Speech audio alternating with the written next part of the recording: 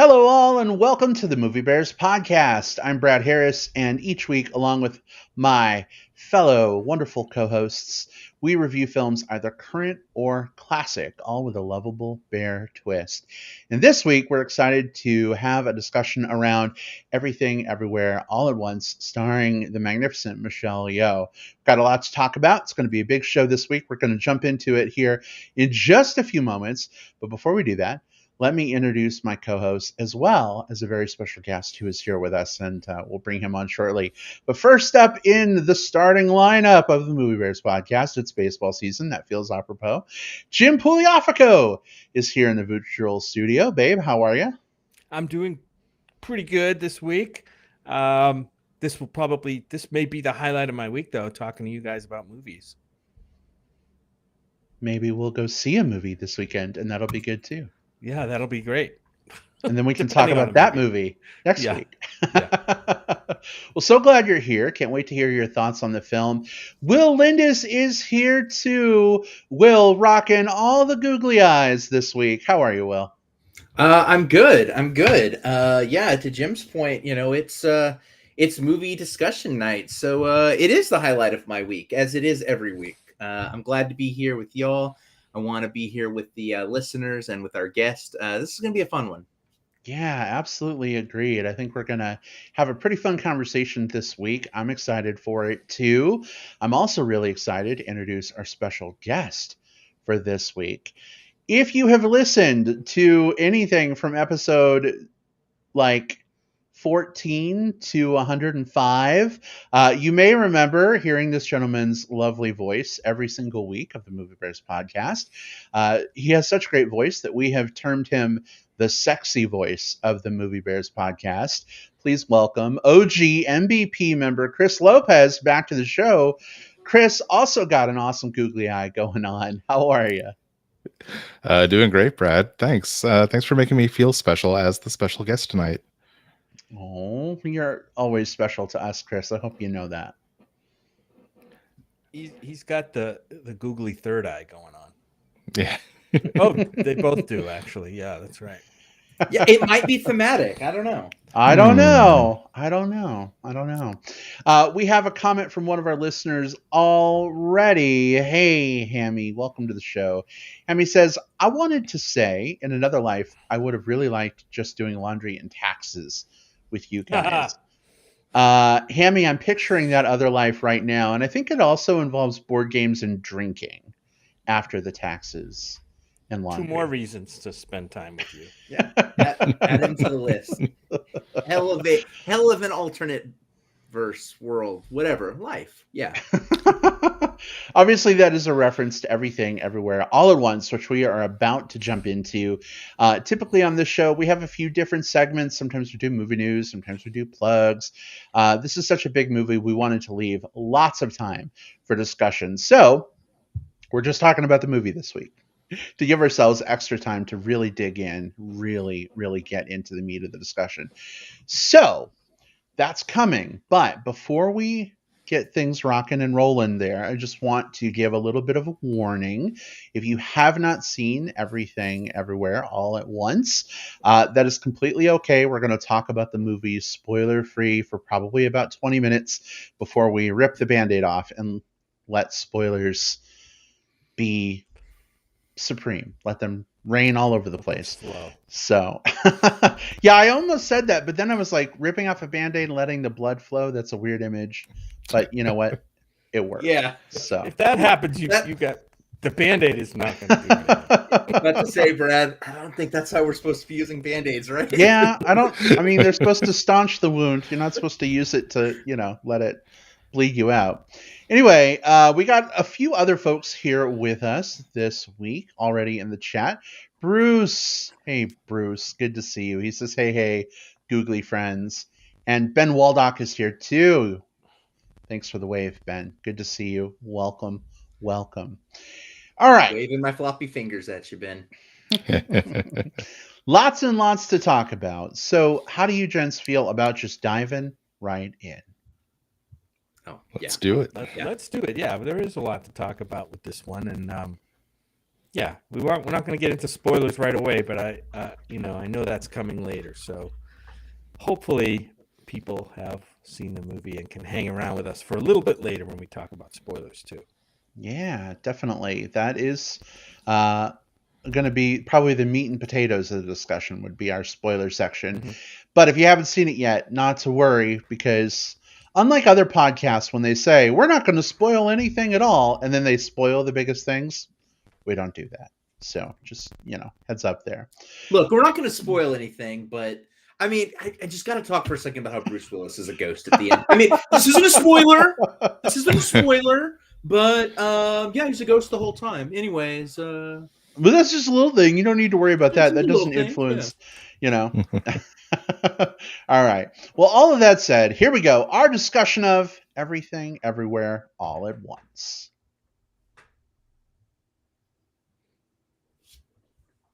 All right. So, Will, if you don't mind, for anybody who may be unfamiliar with the premise of this film, maybe just briefly dive into what it is, what it's about, and then give us your initial impressions. Was this a home run for you?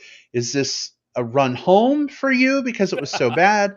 Where did you come down? I like that one. All right, so Everything, Everywhere, All at Once. The new film by distributor A24, directed by the Daniels, who previously gave us Swiss Army Man and some of the best music videos that I think have been made in the last decade or so, between The Shins and Manchester Orchestra and a few other great videos. Everything, Everywhere, All at Once stars Michelle Yeoh as an aging Chinese immigrant who, and this is the IMDb description, who is swept up in an insane adventure where she alone can save the world by exploring other universes, connecting with the lives she could have led. And that's a pretty broad premise, because we can't get too far into all of the twisty turnies on this one, because this is a movie that is super easy to spoil. I'll start by saying that this movie is an absolute home run for me. There is this thing that sometimes happens around this time of year where I see a movie that, man, I know this one's going to be on my year-end list. Something that you see very early on that is going to stick with you. This one's sort of even above that. I mean, whatever, hyperbole is whatever it is. This is a legitimate, sincere feeling by me. This is one of the best movies I've ever seen. Hard stop. And what's nice about it is a lot of times when I start having those conversations with people, you gotta watch this movie. It's called 9 Days, and it's this really cool esoteric view of what the afterlife or the before life might be like. I'll get maybe one or two people to maybe be interested, but a lot of people, it's just not their bag, and that's okay. Something's happened with this movie, man. It's going like wildfire. People who are, of course, in the film circles are all in it with me. There are a lot of people who they'll see a couple of big studio films a year, but somehow came across this film because of word of mouth. And it's igniting a lot of passions. And I love that. I love that for a non franchise film. What is there to love in this? You've got amazing performance by Michelle Yeoh. She is an actress who it's demanded that she do a lot and to play a role multiple different ways here. She's an incredibly versatile actress, both dramatically, comedically, and she kicks some ass, as we all know from her martial arts films. But you also see Jamie Lee Curtis show up in this, James Hong, relative newcomer, and Stephanie Hsu, and probably a scene-stealing performance from Ke-Huy Quan. You might remember him from a Short Round from Indiana Jones, Data from the Goonies. This guy's been out of acting for 20 years. Came back for this film and holds his own against some of the greats. In fact, even in some cases, you might even find him to be sort of the heart of several of the parts of this film. Amazing to see him do that comeback. This movie is funny. This movie is weird. This movie is creative. This movie is a nostalgic look at different things that excite you cinematically. There's references to other filmmakers' bodies of work, but it's all done in a way that feels sincere and works within the confines of these the story of this twisting lives that could be lived. And we'll talk about what those are in a moment. But man, this movie is accessible, and it does references and call outs and nostalgia right. It doesn't weaponize it the way some films do. It uses it to tell a very sincere story about the types of paths that we take through our lives and the things that anchor us as we take those paths. This movie is so good. I laughed. I literally cried. I had a bunch of hell yeah moments. It's everything I wanted in a movie. This movie was, for me, everything, everywhere, all at once. It's a 5 out of 5 stars for me all day. All right, excellent. Will, thanks for sharing your thoughts. Chris, how about for you? Did this hit as hard?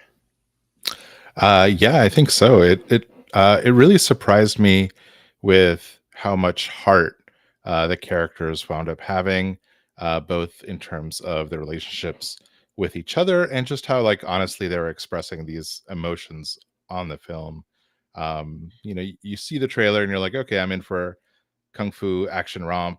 It looks good, it looks cool, but like, I think that layer is really what sells the movie to me. And that you can have these just fully fleshed out characters in these totally bizarre situations.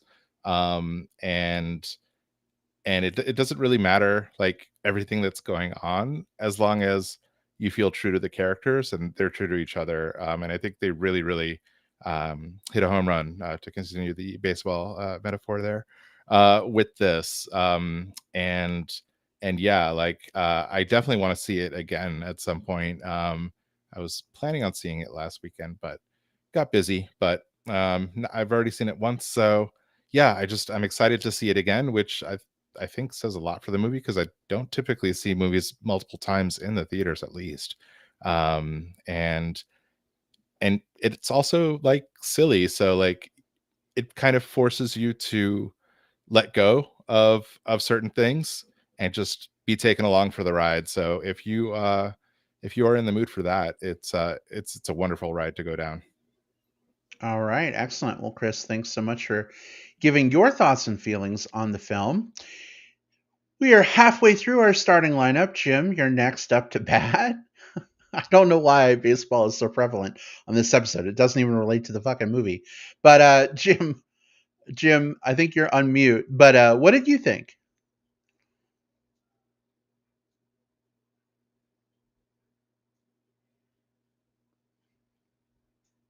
All right.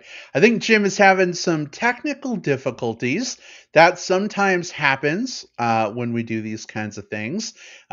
Jim, I don't know if you want to leave and come back, maybe. We'll see if that helps.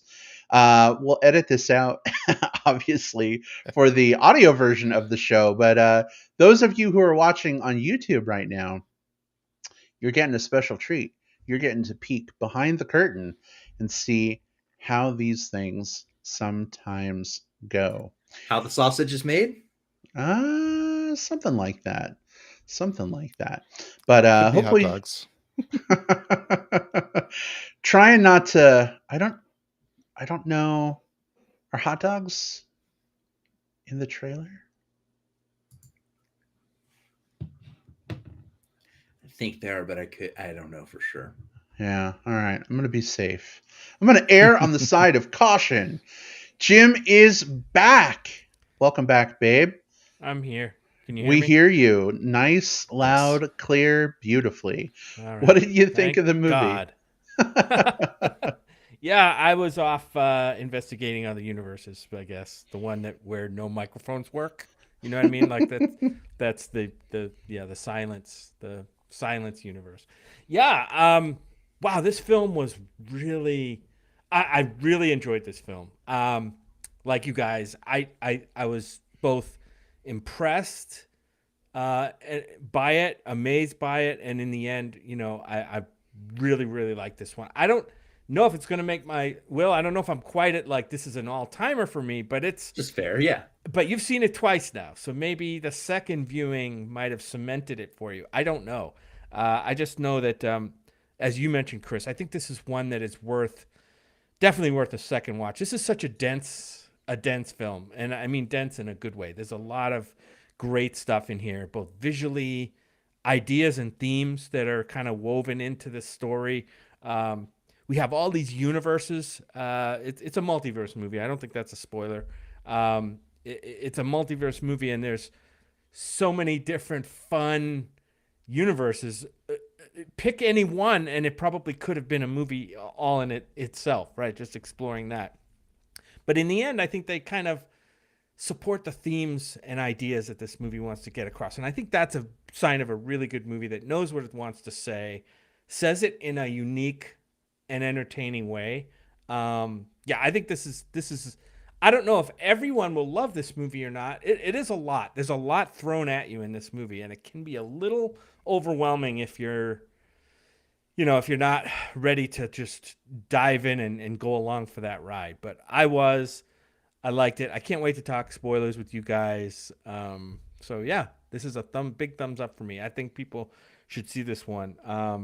Like Chris was saying, he wanted to see it again. I think I don't watch movies a second time a lot, but this is one that I think would probably benefit viewers by seeing it. I think that there would be a rich second watch here, especially going back into some of those universes that might have only lasted a short time, and you're like, I want more of that. Well, yeah, maybe you can get more out of it in a second viewing. But that's my take. I think it's a really great movie, and one more thing I'm going to say is I like this film for a reason that it tries to be unique, right? It is unique. It's going hard for its ideas, and fortunately in the end, at least for me, it landed.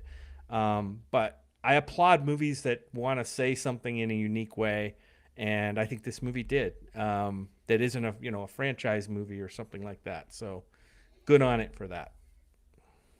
All right, Jim, thanks so much for sharing your thoughts as well. Guess it's time to round out the batting order, and this is my last baseball reference. You didn't go when I was having my dead microphone issues. No, I didn't. Oh, okay. All right. He was in the batter box. I was warming up, but anyway. Our cleanup in the cleanup spot. For me, I liked this movie. I did not love this movie. Mm-hmm. And I hate to be that guy who is not on the lovey-dovey train. I don't know. Maybe I fell victim to the hype. I try not to read about movies. I try not to even watch trailers for movies if I can help it. I like to go in as clean and pristine as possible. But, so many film outlets were just raving about this movie. I've seen the trailer about 1,000 times in front of everything. It's hard to not, I think, have your unfair expectations, maybe. Well, I don't know if it's I don't know. I just think it's really hard to go in clean without being influenced by all of those things. I also think it didn't help that the way this movie had a staggered release, a lot of friends were able to see the film weeks, a month before I got to see the movie. They've already talked about it. They're telling everyone to go see it. And I love that word of mouth. I think that's fantastic. But the more of that you have going on, the more the hype train is rolling. And I think the hype train ran me over. At the end of the movie, I'm like, I don't fucking get the hype. Like, yeah, it did some zany things. Yeah, it had some cool ideas, but like I've seen many other movies do some of these things. It's not like this is, some brand new, crazy, unique thing that nobody has ever done before. I do like a lot of the film, though. The zany, funny stuff, not so much for me. But I really love what this film has to say about family. I love what this film has to say about kind of looking at where you are in life, and rather than like beating yourself down for maybe not being exactly where you want to be, finding the beauty and the power of being exactly where you are and every step that brought you there. I think the film definitely has some cool messages, some fantastic performances. Absolutely agree. Michelle Yeoh, man, she's just amazing. She is a treasure. I bow at the altar of Michelle Yeoh. Really, really happy that she got to do this project. It's kind of weird. Multiverses, we've got Doctor Strange and the Multiverse of Madness coming out. This seems like the year. Spider-Man No Way Home, was last year, but it dealt with the multiverse right at the end of 2021. It seems like this is the time to explore multiversal ideas. Of course, again, not the first movie to deal with parallel universes. There have been many others, but it does find some entertaining ways and some cool ways of kind of bringing in some of those different ideas. I think for me, I just wish the movie didn't lean so hard on some of the zany, like out there, crazy, silly stuff. It really took a lot away from the more serious stuff that was happening. And that was the meat and potatoes for me. The relationships between the characters, not fucking, well, we'll talk about it in spoilers, but just crazy stuff that I think didn't add a whole lot. But I do think it's cool that a lot of people out there really liked those things, even if I didn't. Not every movie or every movie moment is for every person. I think it's tickling a lot of folks, and I think that's great. I think it just didn't work for me as much as it did for you guys. Would I see this movie again? Yeah, I would totally watch it again. Maybe I'd make my own, like if I were the director cut and cut out certain parts so I could just watch the good stuff that I really like. But that's not how movies work. So Jim, if you want to see this movie again, I will force myself to sit through the silly craziness that really I did not enjoy. If I can see The Lost City twice, I can see Everything Everywhere All at Once twice. So we could totally do that. Don't ask about that. So this is definitely a recommend for me, even though there are things I don't like and that I wish weren't part of the movie. I think this is worth seeing, especially Jim, as you mentioned, this isn't a franchise film. This is its own thing. Studio A24 typically brings the goods. And they've done that here, even though there are some things I was not a super fan of. So if you're looking for a movie that is not a sequel, that's not a Marvel movie, that's not a DC movie, that's not insert laundry list of things that we complain about, this is probably the movie that you should get out and go see. So there you go. That's fair. We have, I think we have two loves, a really like, and what's yours, Brad? How would you sum I liked it. A like. Okay. All right. So we're all on the positive side to some degree. Yeah. It's a sliding scale. It is. So, how do we feel about jumping into spoilers, or do we have more non-spoilery to say? Because I feel like we're a little hamstrung a bit with the spoiler anchor around our neck. Yeah. I will say, I would want to recommend that anyone who has likes really good movie soundtracks and scores, I want to very specifically call out the score / soundtrack by Sunlux for this movie. Amazing score, and there's some good songs that actually have vocal performances. One which is a duet that features kind of pop artist Mitski with David Byrne. It's absolutely like just soul melting, and then a wonderfully just like, I don't know, just like soulful groove song from Moses Sumney. That again, they're all on the soundtrack, and all of it. Sunlux is he's the guy that put all of this together. But it just weaves this incredible tapestry. I strongly recommend. It's been playing quite a bit on my insert music streaming app here lately, and so that's Awesome. not a spoiler. I don't know if any of the song titles are, so I mean, maybe be careful about that, as with any movie score or soundtrack. Cool. But, Anything else before we go into spoilers and open up the conversation? All right. Cool. Well, in that case, we're going to go ahead and open up the can of spoilers so that we can speak freely. If you have not yet seen Everything Everywhere All at Once, this is your chance to step away. If you are listening live, come on back and maybe listen to the rest of this video after you've had a chance to see the movie.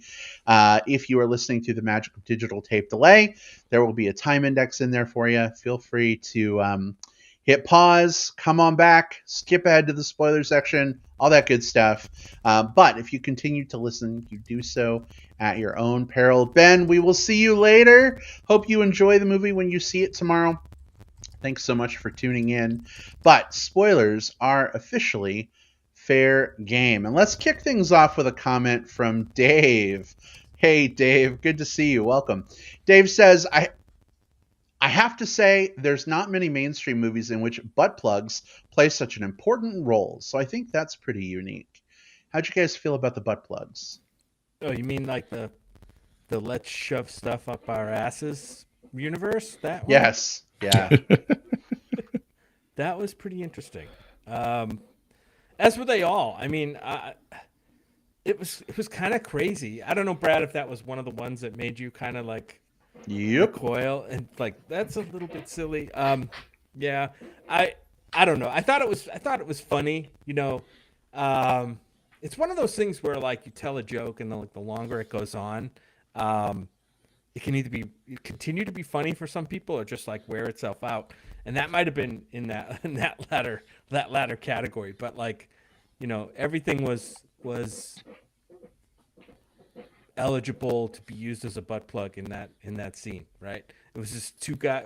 I forget. It was like was there like a massive like action fight scene in that universe? Oh yeah, yeah. You see them fighting. One of the guy doesn't have pants, so you see like the thing just like sticking out his butt, like as his, and it's you know, he's got his fighting stance on. Yeah. And it's blurred. Yeah. Those guys are named, by the way. The characters are named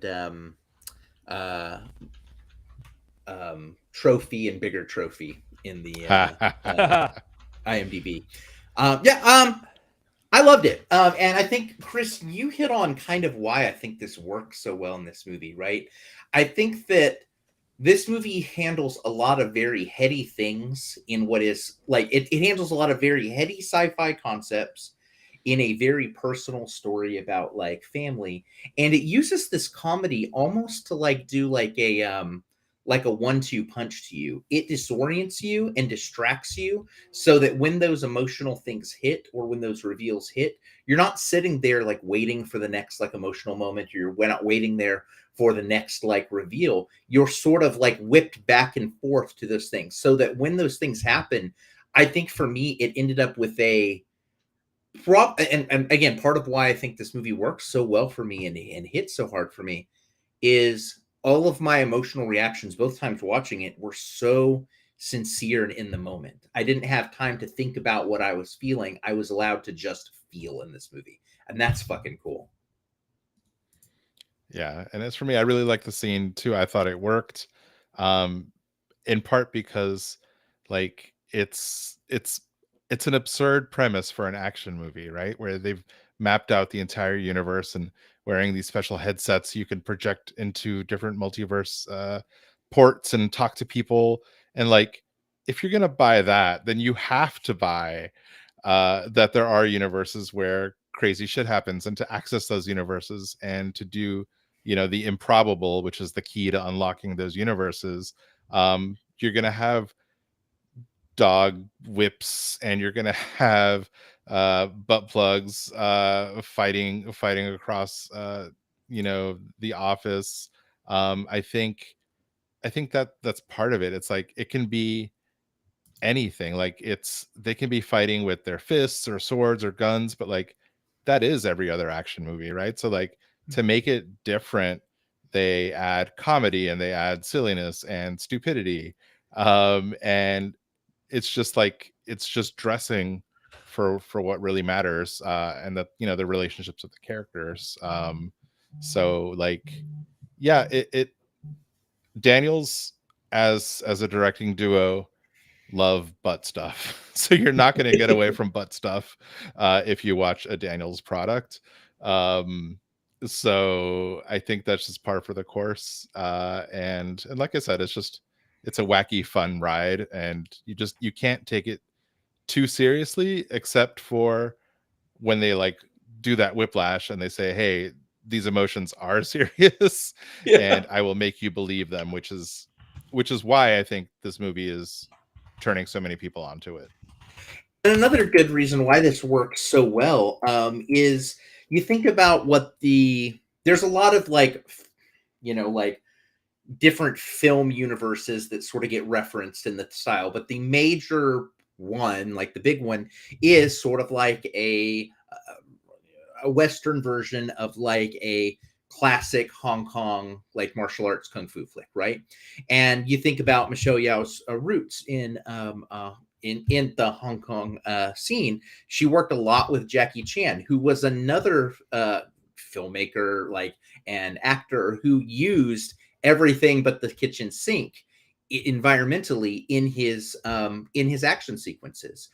It wasn't just like the cool choreography. It was, how do I incorporate this phone or this table into the things to make it work? So I love that they were able to take that, use it comedically, and even channel some of like the, Stephen Chow stuff too, which, you think about like Kung Fu Hustle, Journey to the West. This is a guy who made some of the best, most recent like martial arts films, and they're like weird ass comedies, right? So I think all of that goes into the stew here. These are two guys who are able to make something that is at the same time very lowbrow, at the same time very heartfelt, and also incredibly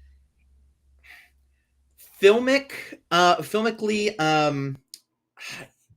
literate. Like, these guys are able to make dick and butt jokes using fucking Wong Kar-wai and classic Hong Kong martial arts films. That all of that goes into the stew to make like a perfect film for me. Jim, welcome back. Is it Thanks. working? I'm back. You are back. Glad you are. We were just talking about some of the zany craziness thrown in. What are your feelings on sausage fingers, hot dog fingers? Oh, I wanted to see where that relationship went. You guys getting an echo at all? Nope. No. Sounds good. Yeah, I wanted to see with the relationship between Jamie Lee Curtis' character, which I learned her name is Deidre Bobidra. I didn't catch that in the movie. Did you guys catch that at all? I didn't only catch the her last first name. I didn't catch the last name. Yeah. Oh no, we lost you again. Ah, I don't know what's going on tonight with your audio, Jim. I don't know, but I don't want to cancel the show, but I do want you here. So if you want to try and leave and come back again, reboot your computer. I don't know what we need to do, but hopefully we can do something. All right. Work on that. We'll keep going for now. I know you guys loved this movie, but is there anything that didn't work for you, or is this a 100% everything is perfect awesome? Go ahead, Chris. yeah. I was thinking about it, and when I was writing my notes, I was like, I really have nothing negative to say. I think while I was sitting down and there were like the wackier scenes, like even the butt plug scene, or like the introduction of the hot dog fingers, like it's funny, but then you're like, okay, it's coming back. Why is this still here? But even that, like eventually they brought in this sort of really tender relationship going in. You had like playing piano with their foot and stuff like that. And like I was like, oh man, this is like, okay, they really like care for each other. And so like even like the stupid stuff sort of all made sense eventually. And I was just like, okay, I like what happened there. Same. I mean, there's no such thing, every film that is ever made is a combination of so many different people pulling so many different things together to create whatever the final product is. And even that final product might be one of several final products when we have like director's cut, extended, special edition director's cut, but so it's hard for me to ever say any film is perfect, because there's probably, even in the best film of all time, like, yeah, if you cut like 1 second early here, you get there. All of that aside, that huge disclaimer aside, there's nothing major I'd change in this film. Like, this movie hit on all cylinders for me. Same thing, Chris. I sat down at the end and thought, like, what would I change? And it was literally nothing. Like, when you put all of the different elements together, they all come back and work in the different ways that they're supposed to. Even stuff that feels like a non sequitur ends up becoming tied together into this beautiful tapestry of familial love. So, yeah, I got nothing. Yeah. Do you guys hear me okay? Yeah. Yep. Yeah, we do. Do you one other thing I liked about this is how they made this movie with there is kind of a central villain in this movie, right? I forget what the name of what they called the villain. Do you remember? Weird name. Yeah, some weird name. And of course, it's an embodiment of the failures or the perceived failures in Evelyn's relationship, right, with her daughter. And her daughter's kind of in a dark place.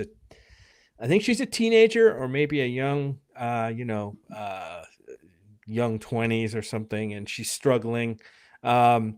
Also, obviously, this film we'll talk about it more probably. There's an LGBT angle to this film. We'll talk about that a little bit, and that plays into the family dynamic too. But I like the way it took kind of that darkness, that shadow in their relationship, and kind of built it into this evil character, if you will.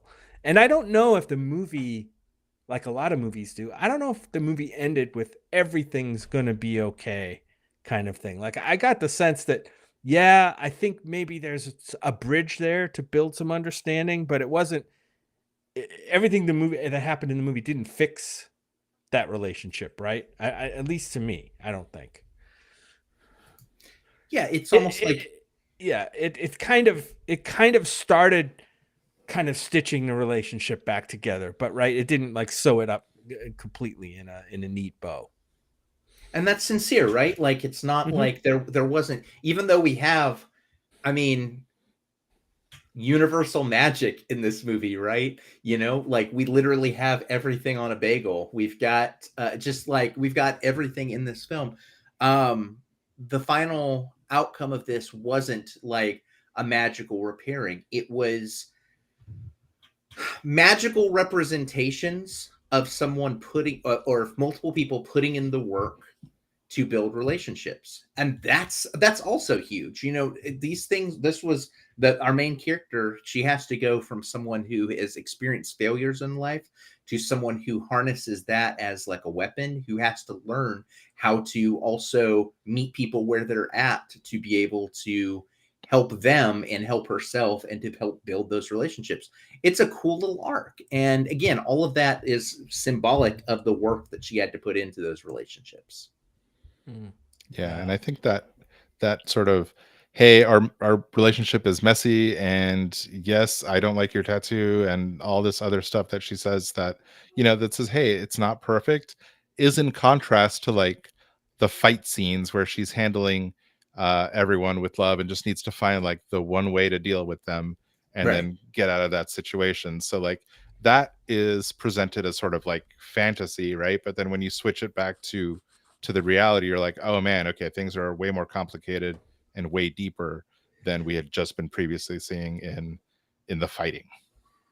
Yeah, it's funny because the bits that kind of totally worked more for me, and I think I kind of know why, were the kind of the Wong Kar-wai like emotional, like romantic-ish relationship that they set up between the Wayman character and Evelyn. I really like that part a lot, and the rocks on a cliff stuff, and both of those were very much a quiet contrast to a lot of else that was going on in the movie, right? A lot of these others were like really silly, over the top, you know, high action or just busy scenes, but I liked the change of pace that those two kind of universes set up. And every time they revisited those, I think that's, for me at least, that's kind of where the movie hit its stride. And I think it's because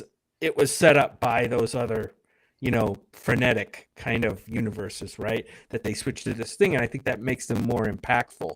I mean, when that rocks thing first came up, like you could hear like a pin drop in the audience.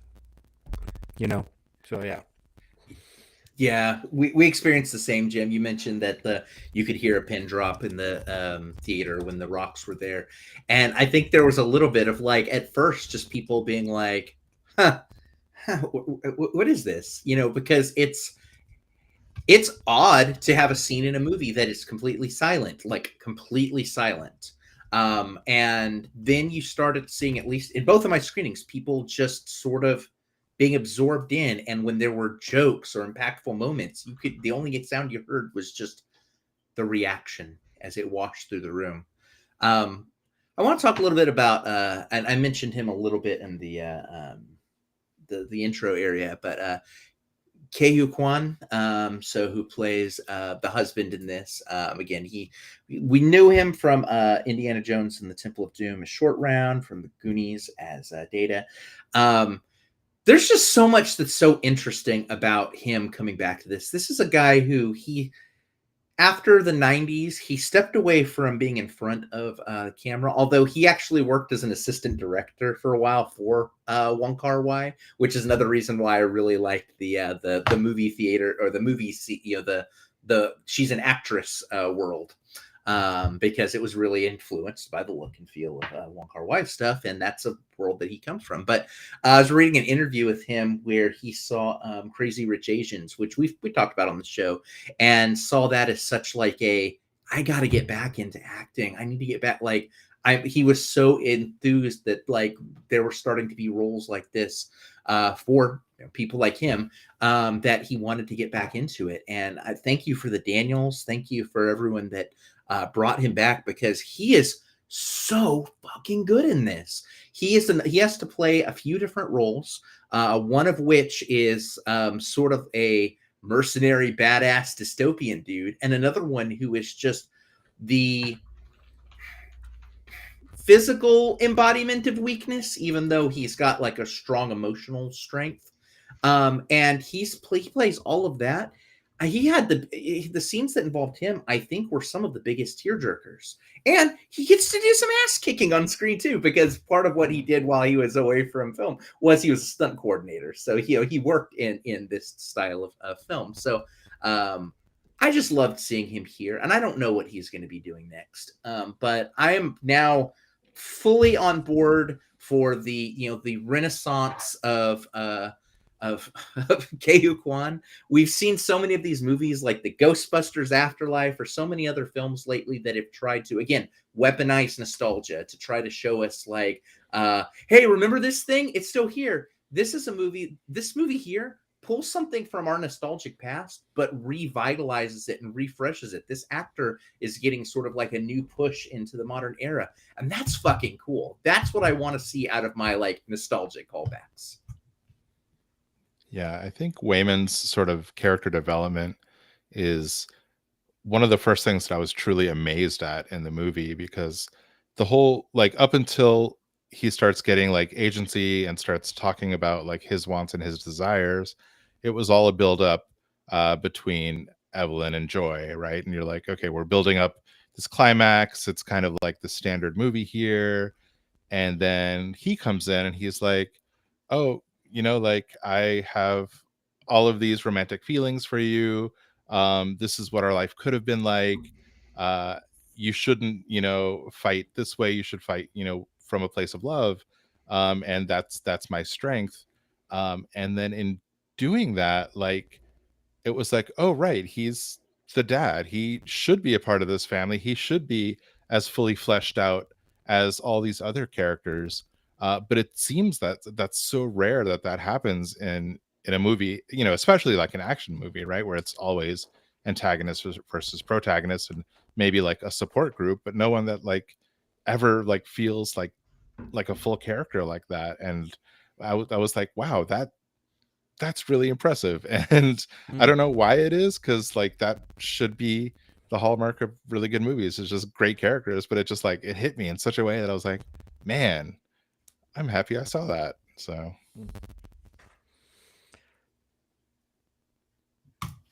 Can I point What you guys else? towards something kind of dumb but cool? A24 Films on their website, they have like all they tend to usually have with a lot of films, they have like, in addition to like posters and movies and pins, every so often they'll have something kind of like weird that comes along with the movie. And they are right now selling these set of gloves that are like hot dog finger gloves. They're absolutely delightful. And I bought a pair. Fuck it. Like, like I think about like all the dumb shit I buy for like, like, oh, the new Spider-Man movie's coming out, the new Batman movie's coming out. I got to buy this toy. I got to buy that toy. And it's cool because I enjoy doing it because it's fun, right? It's like, I want to have that physical tie-in to this thing I'm doing. I love that there's a weird version of this. It's not Hulk hands. It's sausage finger hands. And I'm going to have them because I pre-ordered them today. Big shout out to Bruce with Find Your Film. He shared the link to that on social media. And I was like, yeah, I got to get these immediately. You knew it would happen. I knew. I said the first thing I said to him was like, God damn it, I'm going to buy these, aren't I? And then I did. I went and bought them. Go ahead. I wanted to talk a little bit about Rakakuni. I thought that was pretty cute. That did give me a chuckle. The whole idea of people like, totally like screwing up the name of a movie, right?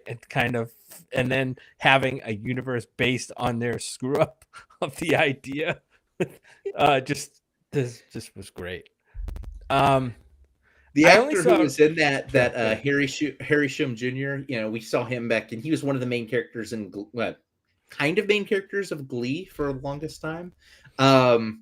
Check out his Twitter for some kind of fun stuff because of this movie. Apparently, he says like in the best way possible on Twitter that his social media has absolutely been ruined by raccoon social emojis. Just people like just nonstop like tagging him and doing raccoons, and he's having fun with it. So that's been fun to see. Yeah, you're talking about the A24 promotional stuff, and I think this was official, but they like did a bunch of like movie posters for like the different multiple verses, and one of them is Rakakuni, and it is hilarious. So definitely worth checking out if you haven't seen that on Twitter. Guys, if you could insert a universe into this movie from your imagination, what would it be? Think on that for a second.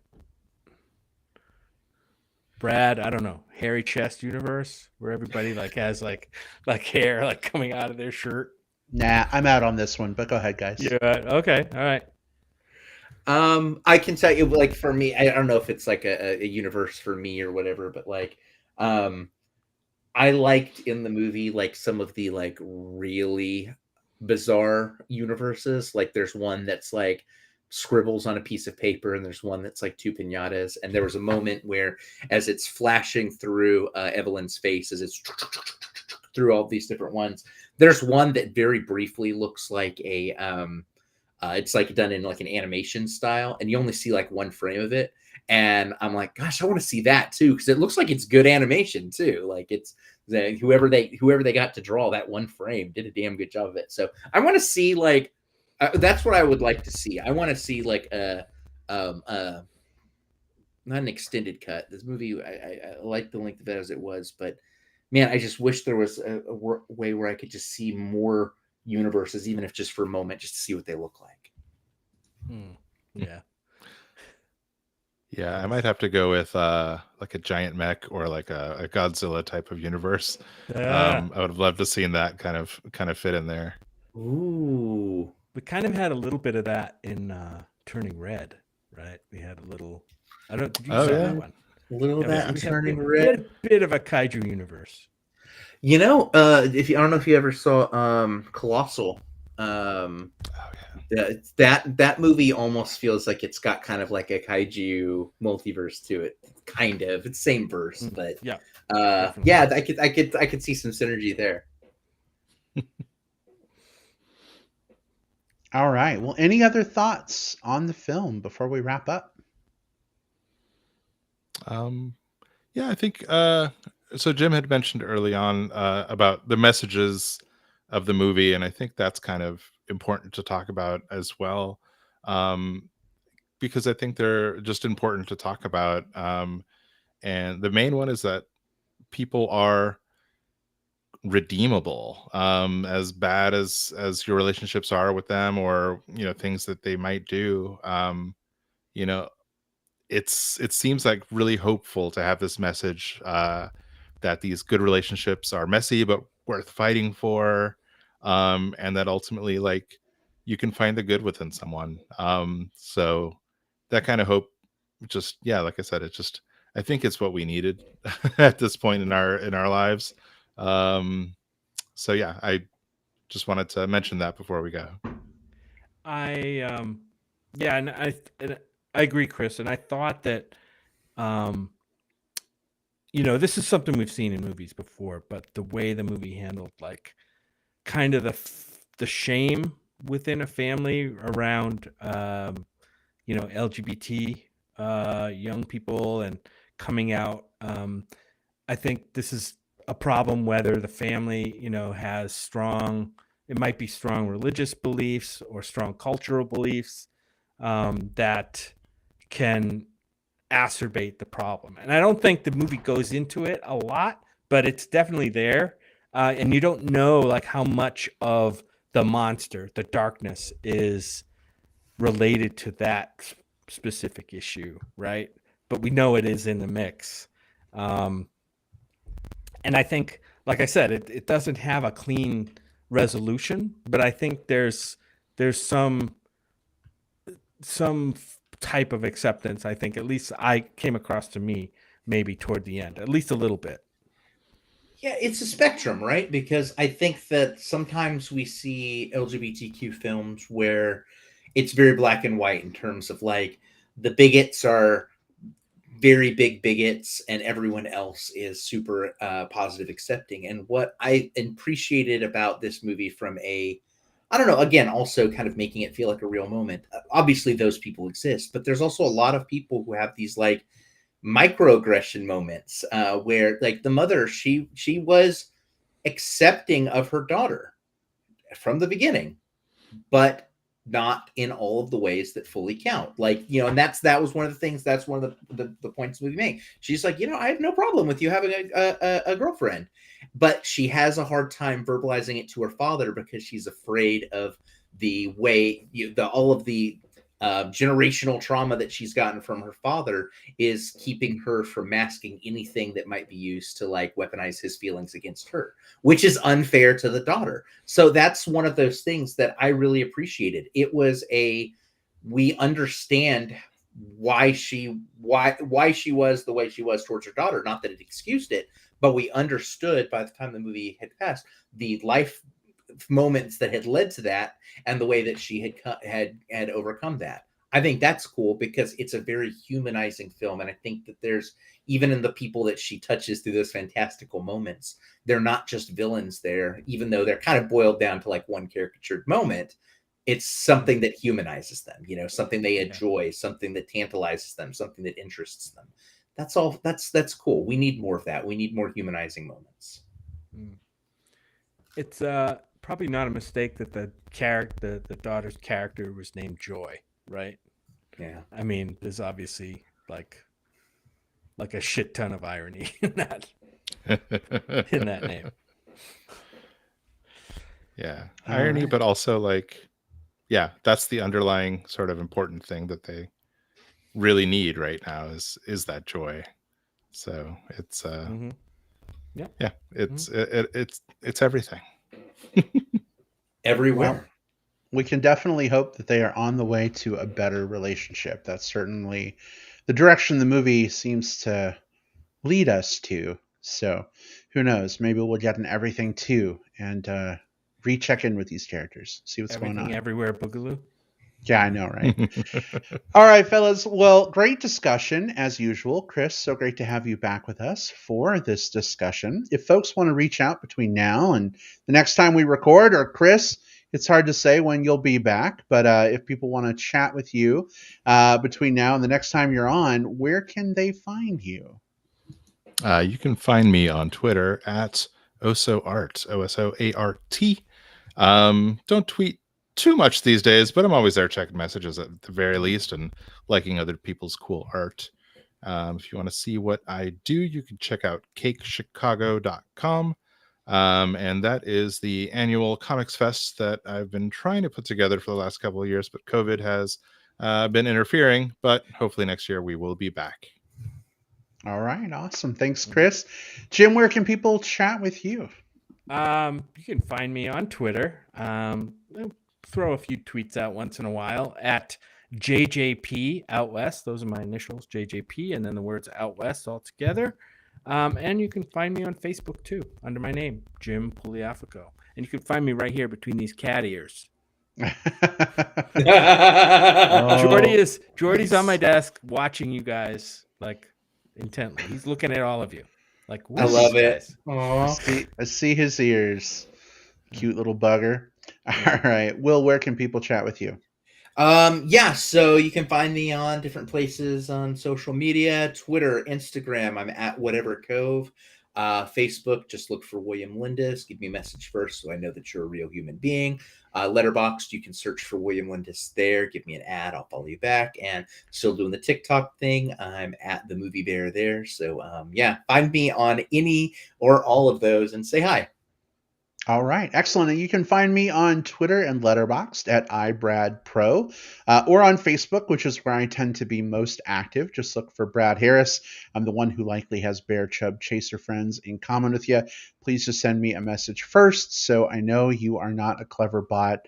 As much as I love robots in disguise, that's a no from me on the romantic relationship bots. Sorry. I already got a ring. I'm good. Thanks so much for tuning in, everybody. Always a treat to have you with us. Great to have folks in the chat. We didn't get to read every comment. We certainly read them. Hammy says, I express love like this. I love you guys. Thanks, Hammy. We love you too, friend. Love having you on the show too. Yeah. Thanks so much to everybody who tuned in live, but also thank you to everybody who makes us part of your daily commute. If you're returning to the office in some kind of weird hybrid model 2 days a week, if you take us on your bike ride, I'm assuming people listen to podcasts on bikes. I don't, but I think some people do.